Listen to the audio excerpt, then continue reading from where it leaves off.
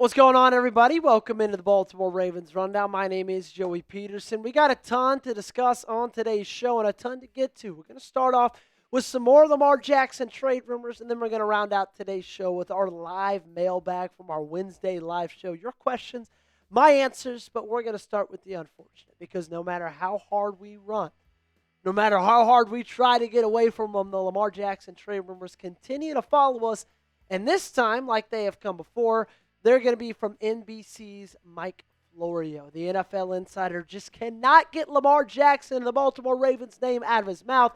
And he does this time by saying, I don't think it's a given Lamar Jackson is going to be back with the Ravens.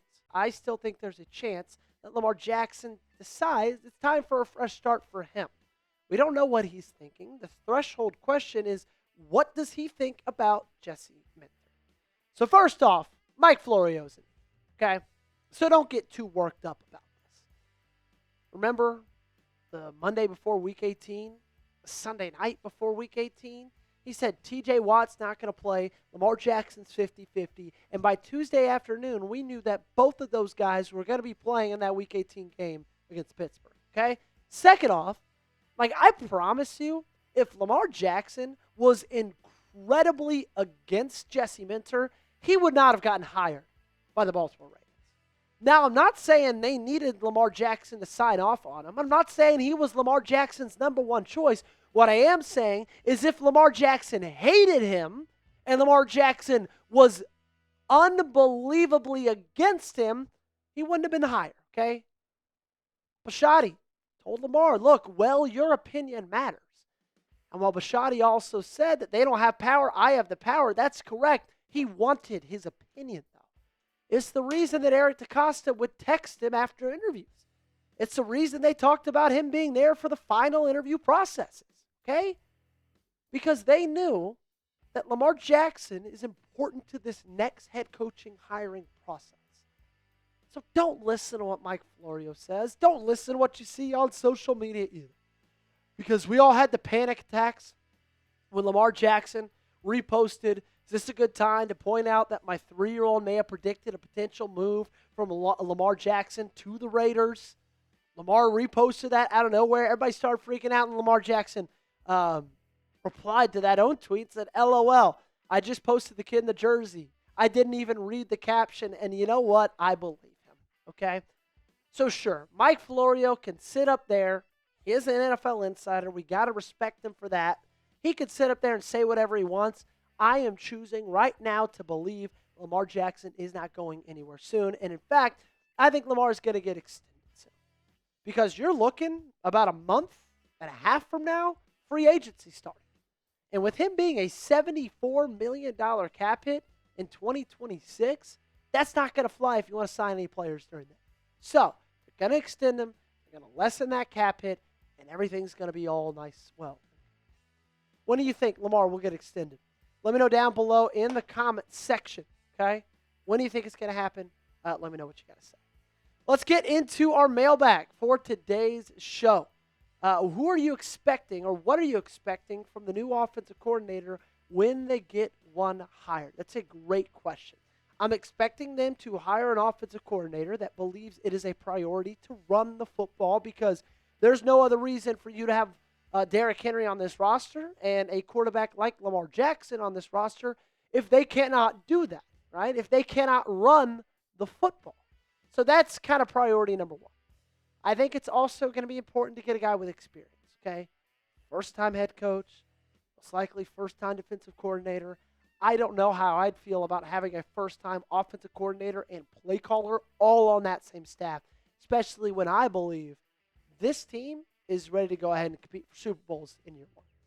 Moggs 420 saying Ravens, with our division shaking up to be more pass happy, I feel like we should zig while they all zag. And what I meant is focus more on the run game.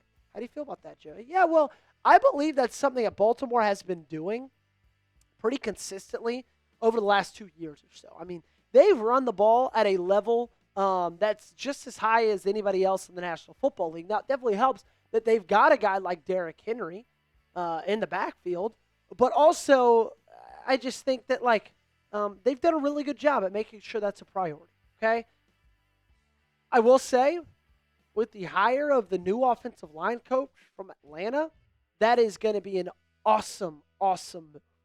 And you're going to see that pay dividends. Because not only is he the offensive line coach, he's the run game coordinator as well.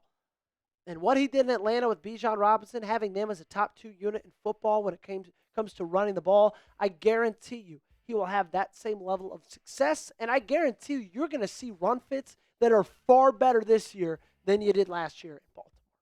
Real quick, we got more questions to get into on today's show, but I do got to give a shout out to our sponsor, our great friends over at Prize Picks. The big game is almost here, and there's no better way to cash in during America's biggest sporting event than Prize Picks, where it always feels good to be right. And since the big game is right around the corner, that also means it's your last chance to get into the football action before next season. So, close the season out right with Prize Picks by getting $50 instantly in lineups when you play your first $5. Missing your fantasy team? My league's already over, but with Prize Picks, I don't have to wait until next year's draft to keep playing fantasy. Pick your favorite players and win when they hit their projections every week, no draft required. Join millions of users and sign up for America's #1 sports picks app. We're like a week away from this thing. I'm really excited about it. And here's my 3-pick power play with Prize Picks. Take the more on Cooper Kupp receiving yards, less on Jackson Smith and Jigba receiving yards, and I'm going to take the less on Ramondre Stevenson, 50.5 rushing yards. I think Seahawks win, and they win big. So download the Prize Picks app today and use code CLNS to get $50 in lineups after you play your first $5 lineup.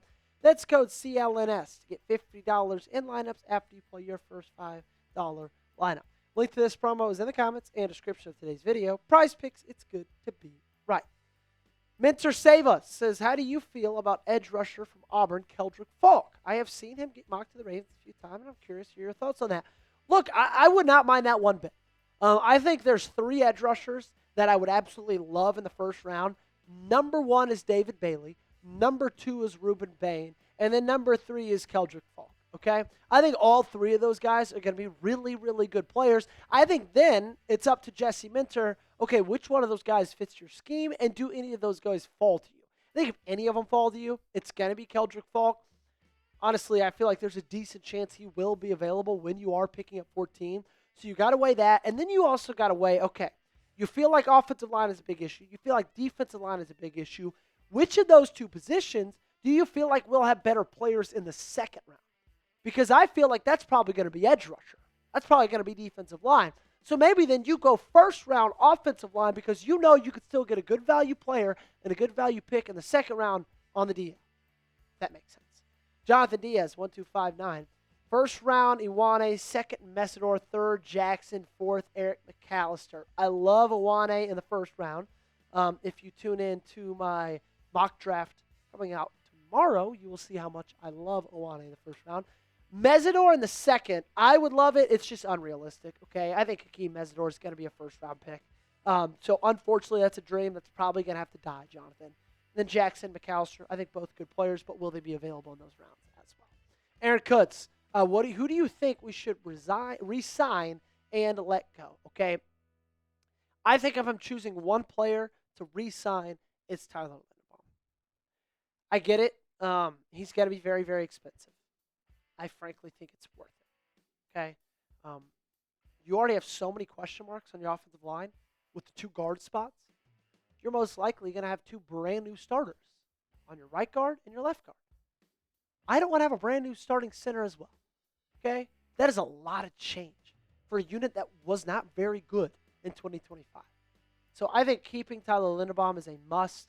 I think you can get by with letting, a guy like Isaiah Likely go. Unfortunately, I'm curious to see what happens with Louis Gilman and Draymond Jones. I would love both of those guys back as well, especially Gilman, being with the Chargers before coming here. But yeah, that's I think my biggest re-sign for the Ravens is probably Tyler Linderbaum. Mike Nintendo Master coming in. Who will be back in the wide receiver core? So we know Bateman, unless he gets traded. I hope he gets traded.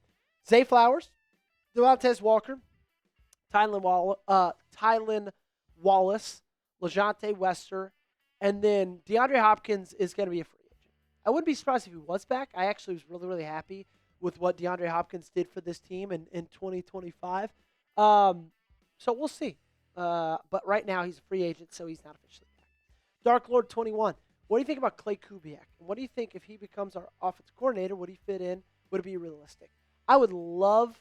I would. That's a good question.